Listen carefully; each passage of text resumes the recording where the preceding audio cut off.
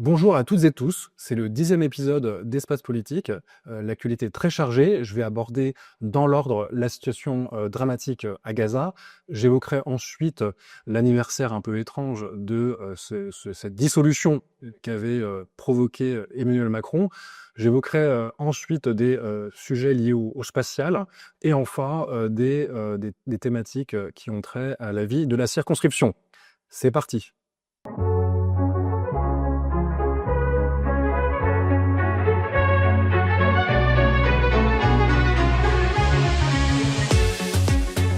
Alors tout d'abord, je voulais évoquer la situation à Gaza et le travail admirable sur lequel je voudrais insister aujourd'hui et rendre hommage à cette opération symbolique qui a été cette flottille de la liberté avec tout un équipage de militantes et de militants, dont ma collègue eurodéputée Rima Hassan et la militante écologiste Greta Thunberg, qui sont partis depuis la Sicile voguer vers Gaza pour dénoncer, entre autres, évidemment, le génocide en cours, exiger son arrêt pur et simple, et évidemment aussi, au passage, dénoncer le blocus qui empêche la Palestine de communiquer avec le reste du monde et qui est à court depuis trop longtemps.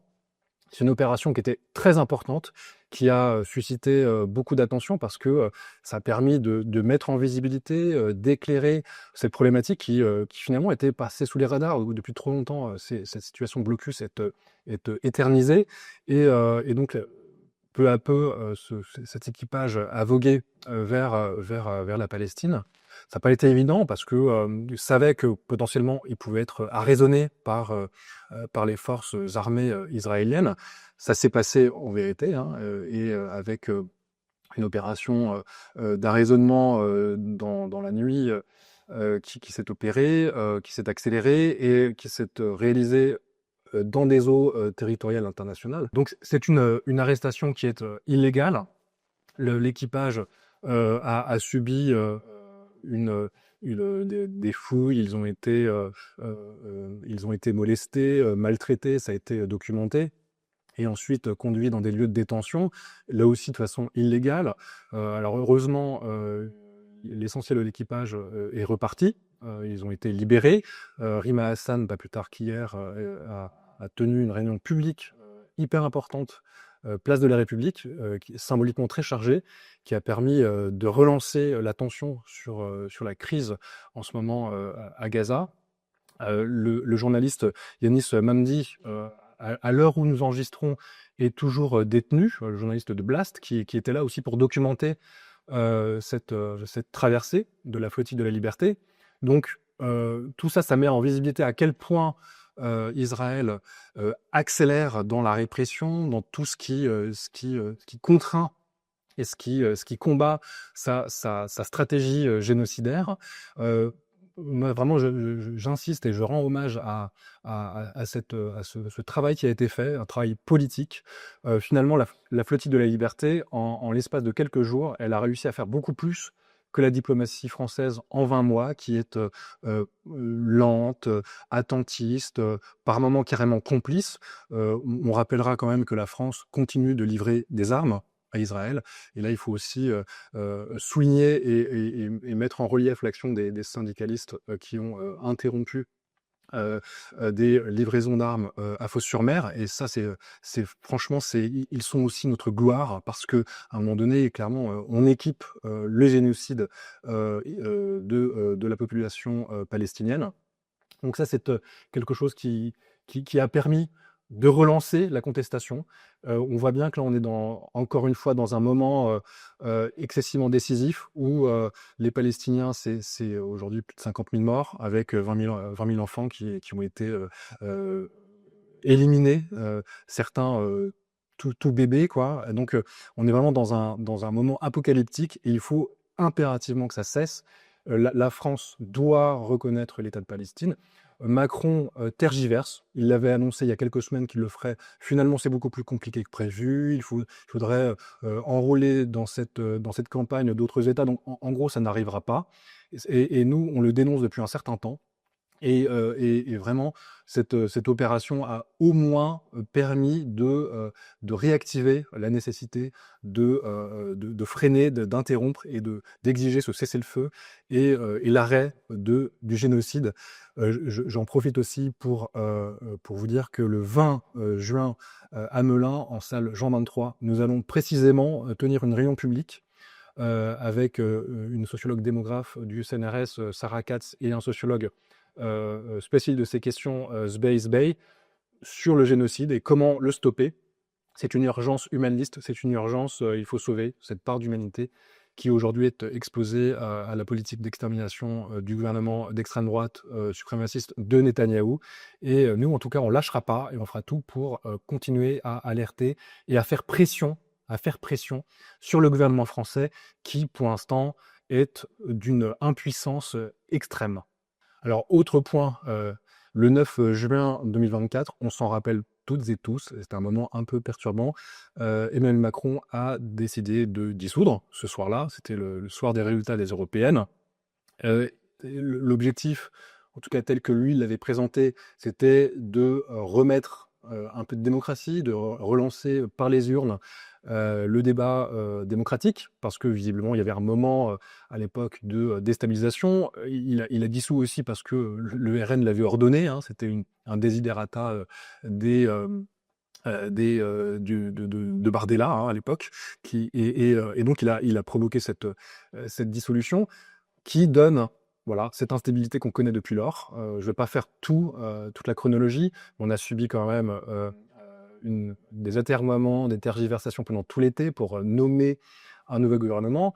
Il a finalement choisi, ce qui n'est pas franchement dans l'esprit de la Constitution, un groupe complètement démonétisé, minoritaire, les LR, incarné par Michel Barnier en septembre. Ce gouvernement, il a fait long feu, il n'a même pas passé l'automne, et aujourd'hui on est avec François Bayrou qui approfondit la crise institutionnelle qui est organisée par Emmanuel Macron, et avec un certain nombre de lois qui sont néanmoins proposées à l'examen à l'Assemblée, qui sont toutes plus régressives les unes que les autres. En ce moment même, c'est le projet de loi qui vise à simplifier la vie économique, en fait, qui détruit tout, qui casse tout, qui est d'initiative sénatoriale, mais qui est largement accompagnée par le gouvernement. Ça, c'est l'ambiance de travail parlementaire du moment. Et tout ça est organisé avec une espèce de, comment dirais-je, de nonchalance et de cynisme par le président de la République. Nous, on a appelé à cette destitution dès l'été. Je pense qu'on a eu raison. Ça a fait exister cette nécessité. On porte un remède très simple, hein, c'est la nécessité de sortir de cette crise de régime par la 6ème République, une constituante qui remettra le peuple au pouvoir et au centre de la décision. On voit bien que là, on est plus que dans un affaissement de la 5ème République. Tout ça, c'est un symptôme, et clairement, il faut accélérer une transition vers un régime plus désirable et enfin pleinement démocratique. Autre point que je voulais aborder. Vous le savez, je suis très concerné et investi sur les questions spatiales.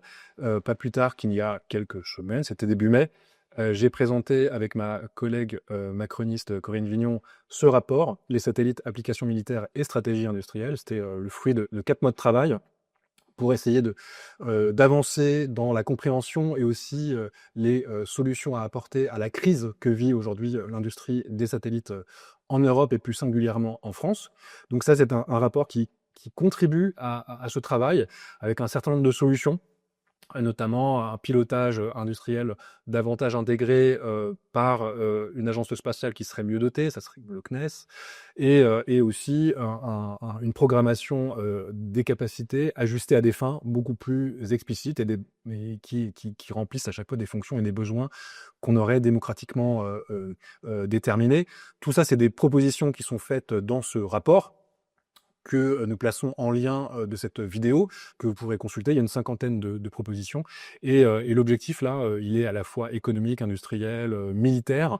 Et on a été force de proposition. Et j'espère que maintenant, ce rapport entrera dans d'autres discussions politiques au plus haut niveau pour essayer de sortir de l'ornière, parce que l'industrie satellite vit de très mauvais jours puisqu'elle est en concurrence avec SpaceX, etc. Et là, on a fourni un certain nombre de solutions. L'autre point qui est important, c'est que cette semaine, j'étais à Toulouse pour les premières assises du spatial, toujours dans la même catégorie. Et là, ce qui était vraiment frappant, et j'étais vraiment heureux de pouvoir y contribuer, c'est que là, l'idée, c'était aussi de démocratiser les entreprises spatiales et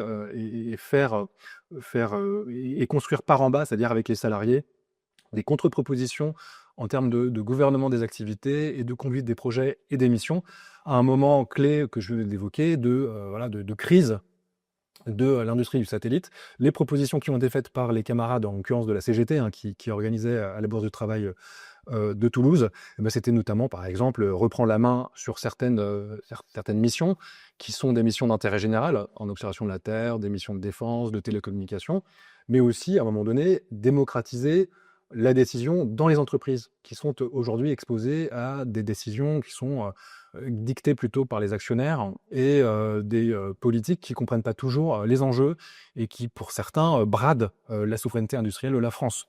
Je cite juste ce cas-là parce que c'est très important, c'est en cours. Il y a un projet de grande consolidation, de fusion des industriels en Europe, d'Airbus Defence and Space, Thales Alenia Space et Leonardo, qui est un gros industriel italien. Si on fait converger ces trois entreprises, il y a des chances qu'il y ait de la casse dans l'emploi, des redondances qui va conduire à une désorganisation du secteur sous couvert de redressement pour la souveraineté. Ce qui ne manque pas d'ironie, c'est que tout ça est guidé par des cabinets de conseil, par des banques d'affaires, notamment Bank of America et Goldman Sachs, qui sont sollicités par ces industriels pour conduire ce projet de fusion. Moi, je trouve que c'est particulièrement dommageable et sans doute que ça va produire des gros ravages. Et c'est organisé par le gouvernement actuel. Moi, j'ai sonné l'alerte, y compris dans le rapport d'ailleurs parlementaire, et on se mobilise avec les syndicats, les salariés, pour faire entendre une autre voie possible, qui est celle d'une industrie qui ne fonctionne pas selon les principes de l'actionnariat et de la financiarisation, mais plutôt sous l'angle de la coopération et du gouvernement par les besoins, c'est-à-dire chaque mission ne doit pas être guidée par la recherche du fric et du profit, mais plutôt l'intérêt et la pertinence sociale de ces missions. Donc ça, c'est le spatial. Et sur ces questions-là, on est particulièrement attendu avec des propositions phares, choc pour certaines. Par exemple, on porte le projet de nationalisation d'Ariane Group, qui fait débat, et tant mieux. Et en tout cas, on est force des propositions depuis un certain temps, et on cherchera encore à convaincre, parce que là, l'enjeu, il est excessivement important. Ce sont des industries souveraines qui répondent à des besoins importants de la France, et tout ça, c'est une infrastructure historique, c'est un héritage industriel qu'il ne faut surtout pas brader. À l'heure où, par exemple, le gouvernement a vendu littéralement et abandonné Vancorex, une entreprise basée à proximité de Grenoble, qui a été littéralement vendue à des Chinois. Hors de question qu'on fasse ça avec l'industrie spatiale, qui remplit, encore une fois, des missions fondamentales. Dernière séquence de ce point espace politique, c'est la circonscription. Deux choses sur lesquelles je voulais insister. La première, c'est les risques de fermeture de classe. Comme chaque année, c'est toujours dans l'actualité, hélas. Là, il y a une révision de la carte scolaire. Il y a 263 fermetures de classes qui sont envisagées sur la base de la carte scolaire qui est en cours de révision. Pour nous, c'est inadmissible, c'est hors de question. Au contraire, il faut maintenir les classes, il faut se battre non seulement pour leur maintien, mais en plus pour des recrutements massifs d'enseignants, parce que trop souvent, les classes ne sont pas pourvues en professeurs, mais en plus sont sous-dotés et craquent de partout. Donc en fait, il faudrait en ouvrir plus des classes, et c'est important de défendre évidemment l'éducation nationale. Donc on va continuer à mobiliser. 17 juin, il y a une mobilisation qui aura cours, parce que c'est le jour où aura lieu une nouvelle réunion pour réviser cette carte scolaire. J'y serai présent pour précisément plaider la cause des non-fermetures un peu partout en Seine-et-Marne, et notamment dans la circonscription. C'est le cas, par exemple, je me suis rendu sur place à Saint-Sauveur-sur-École, où les parents d'élèves, les enseignants, la mairie se mobilisent pour éviter la fermeture d'une classe. Moi, j'ai été voir sur place. Si ça arrive, vraiment, ça m'a craqué de partout. Les classes ne sont pas du tout dimensionnées pour accueillir plus d'élèves. Donc là, c'est vraiment un point important sur lequel on va mobiliser encore et jusqu'au bout et à la rentrée s'il le faut. L'autre point que je voulais juste citer parce que c'est important, on se mobilise aussi sur cette question qui est dans la circonscription d'à côté, mais qui a des effets sur ici, c'est le projet de grand campus de l'intelligence artificielle qui est projeté dans le village, enfin sur le territoire du village de Fouju, donc c'est au nord de la circonscription. Là, il faut vraiment qu'on se rende compte, c'est le fameux projet de développement de l'IA porté par le président Macron à 109 milliards. Là, c'est presque la moitié de ces 109 milliards qui sont littéralement projetés sur la terre de Fouju, avec un investissement massivement émirati en vérité. Et tout ça est déployé à marche forcée dans les champs qui vont être artificialisés pour implanter en fait un data center, c'est essentiellement ça, avec des acteurs émiratis, mais aussi américains, en l'occurrence c'est Nvidia. Donc quand Macron vend la souveraineté industrielle, scientifique, technologique de la France, bon, on rit jaune, parce qu'en vérité on va servir encore une grande vassalisation de la France par des acteurs étrangers, en l'occurrence les États-Unis, avec leurs alliés au Moyen-Orient, dans les pétromonarchies qui dépensent sans compter et qui externalisent leur capacité de stockage sur les terres de Seine-et-Marne. Donc là, il y a cette mobilisation qui est en cours de structuration. Je suis force de propositions et de contre-propositions. On n'est pas contre le numérique, mais autrement, et surtout pas dans ces conditions-là, avec une accélération, parce que là, les maires des environs ont été prévenus, moi j'ai été les voir, hein, ils ont été prévenus la semaine qui ont précédé les annonces, ce qui est quand même extraordinairement antidémocratique. Et on va organiser une réunion publique, je vais faire venir des experts, des spécialistes, pour que la population se rende compte du coût environnemental, économique, etc., de l'implantation de cette infrastructure qui en plus va ruiner le paysage. En termes de sécurité, ça pose plein de questions aussi, parce que là on a des infrastructures stratégiques. Donc ça se passe à 15 km au nord de Melun. Là aussi, je vais m'engager parce que c'est vraiment très important et le débat est pollué par beaucoup de désinformation. Ça va créer très peu d'emplois. C'est surtout potentiellement très impactant du point de vue énergétique. Ça consomme beaucoup un data center et quoi qu'il arrive, ça va dévaster, ça va ruiner, ça va manger, ça va rogner des terres arables. Donc ça, je pense qu'il faut vraiment que tout le monde en ait conscience et potentiellement qu'on se mobilise. Il y a ce projet de data center à Fouju. Il y en a un autre aussi à Damarie-les-Lys, sur la plaine du Lys. Sur le clos du Lys. Ça fait partie des projets qui sont en cours de déploiement. Je remarque simplement que là, quand on a affaire à ce genre de projet, ça passe en force et de façon très antidémocratique. Moi, je suis là pour alerter et faire en sorte que ça se passe peut-être autrement. J'en ai fini. Merci pour votre attention et je vous donne rendez-vous pour un prochain épisode d'Espace Politique.